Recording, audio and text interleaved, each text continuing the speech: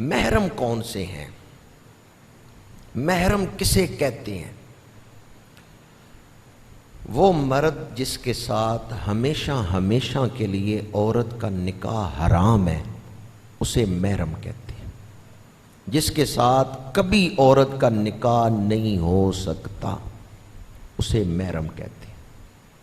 محرم کون ہے؟ جس کے ساتھ عورت کا نکاح ہمیشہ کے لیے نہیں ہو سکتا، حرام ہے۔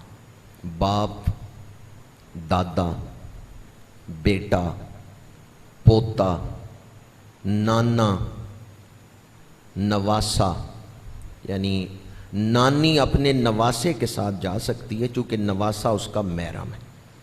اسی طرح نواسی اپنے نانے کے ساتھ جا سکتی ہے چونکہ نانا اس کا محرم ہے۔ اور آگے ان قریبی رشتوں میں چچا، بھتیجی اپنے سگے چچا کے ساتھ جا سکتی ہے۔ اسی طرح بھانجی اپنے ماموں کے ساتھ جا سکتی ہے، ماموں محرم ہے، چچا محرم ہے۔ اسی طرح بھتیجا محرم ہے، یعنی پھوپھی جو ہے وہ اپنے بھتیجے کے ساتھ جا سکتی ہے، خالہ اپنے بھانجے کے ساتھ جا سکتی ہے، ساس اپنے داماد کے ساتھ جا سکتی ہے۔ داماد جو ہے وہ ہمیشہ کے لیے ساس پر حرام، یا ساس جو ہے وہ ہمیشہ کے لیے داماد پر حرام ہوتی ہے۔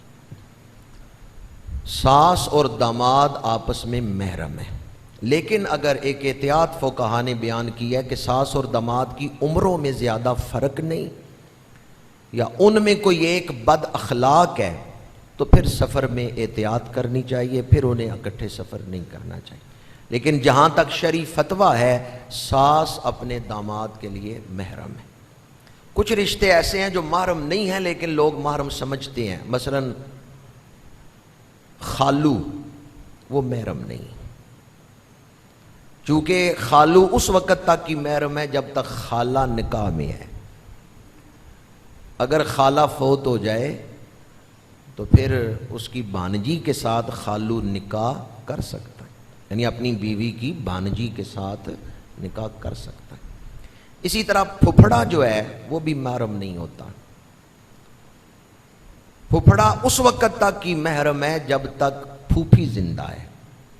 پھوپھی فوت ہو گئی تو اب پھپھڑا اپنی بیوی کی بھتیجی سے شادی کر سکتا ہے۔ اسی طرح بہنوئی، وہ اپنی سالی کا محرم نہیں ہوتا۔ بہنوئی کے ساتھ نکاح اس وقت تک کی حرام ہے جب تک بہن زندہ ہے، اور اگر بہن فوت ہو گئی یا اس کو طلاق دے دی گئی تو اب سالی کا بہنوئی کے ساتھ رشتہ ہو سکتا ہے، نکاح ہو سکتا ہے، یہ ہمیشہ کے لیے حرام نہیں۔ تو اس لیے سالی بہنوئی آپس میں محرم نہیں ہیں تو وہ سفر حج پہ محرم بن کے نہیں جا سکتے۔ ہم اللہ تعالیٰ کا شکر ادا کرتے ہیں کہ جس نے ہمیں اتنا پیارا دین عطا فرمایا ہے، اسلام عطا فرمایا ہے۔